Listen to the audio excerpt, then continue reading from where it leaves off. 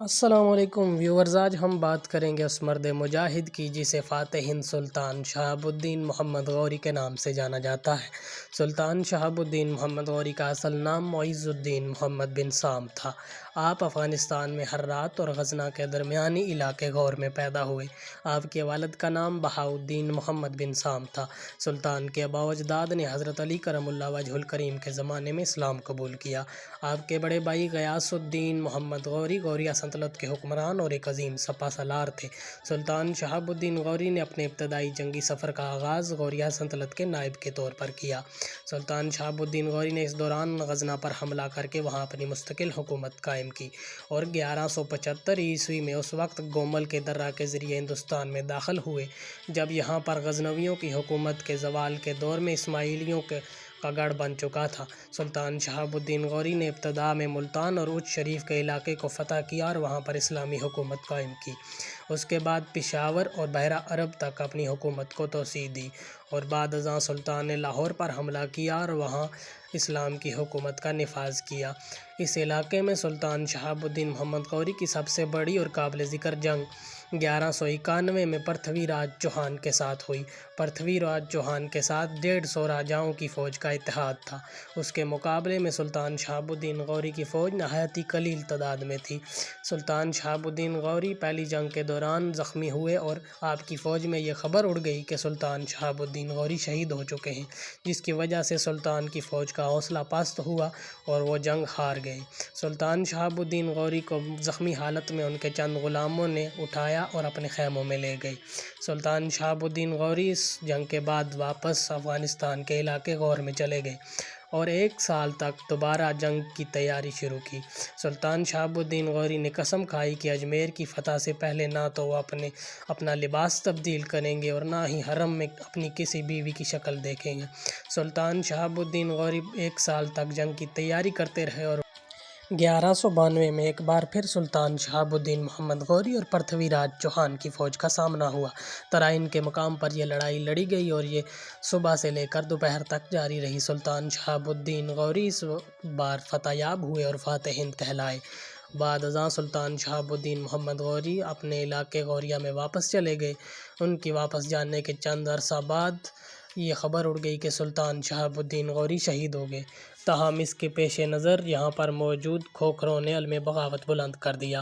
سلطان شہاب الدین غوری ایک بار پھر اپنی فوج لے کر ہندوستان پر حملہ آور ہوئے اور بغاوت کو کچل ڈالا۔ اس بار سلطان شہاب الدین غوری نے کئی کھوکھروں کو غلام بنایا۔ کہا جاتا ہے کہ اس وقت اتنے کھوکھروں کو غلام بنایا گیا کہ 1 دینار کے بدلے 10 کھوکھر فروخت کیے جاتے تھے۔ سلطان شہاب الدین محمد غوری ہندوستان سے واپس جاتے ہوئے 15 مارچ 1206 میں کوٹ دمیاک کے قریب ایک سازش کے تحت شہید ہوئے۔ اس وقت سلطان شہاب الدین غوری کے ساتھ ان کے محافظان بھی موجود تھے، جن کی قبریں ان کے احاطۂ مزار میں موجود ہیں۔ سلطان شہاب الدین غوری کی قبر کو میجر جنرل شیر علی نے دریافت کیا اور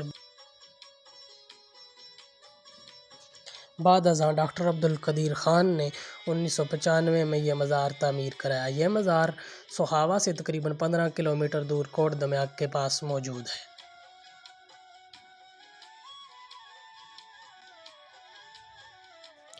ڈاکٹر عبدالقدیر خان نے سلطان شہاب الدین غوری کے نام پر غوری میزائل بھی بنایا، جس کا ایک ڈمی نمونہ یہاں پر نصب کیا گیا ہے۔ اور اسی کے برعکس انڈیا نے ایک ایٹمی میزائل پرتھوی راج چوہان کے نام پر پرتھوی لانچ کیا۔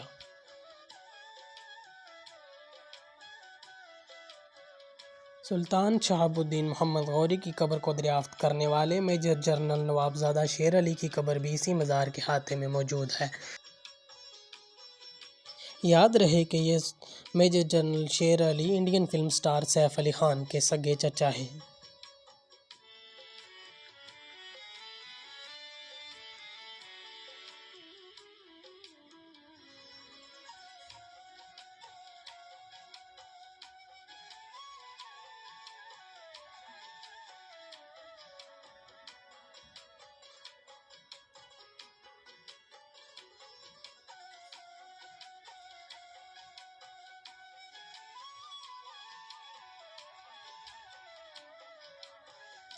پاکستان کی بہت سی نامور اور بڑی شخصیات نے اس مزار کو وزٹ کیا۔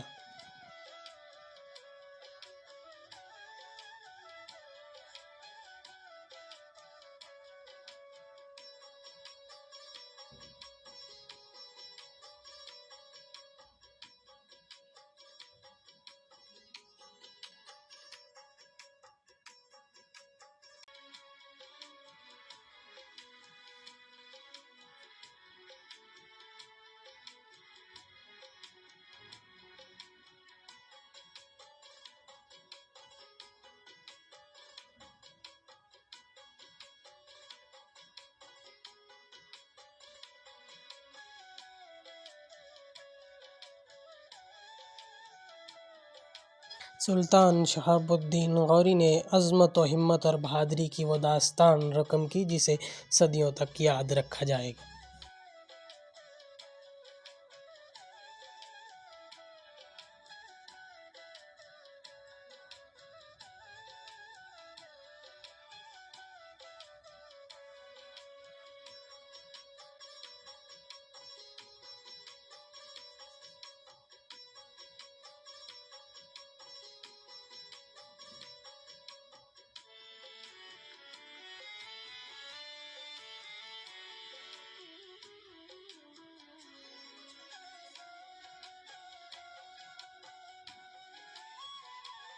اگر یہ کہا جائے کہ کوٹ دمیاک کی وجہ شہرت سلطان شہاب الدین محمد غوری کا مزار ہے تو یہ غلط نہ ہوگا۔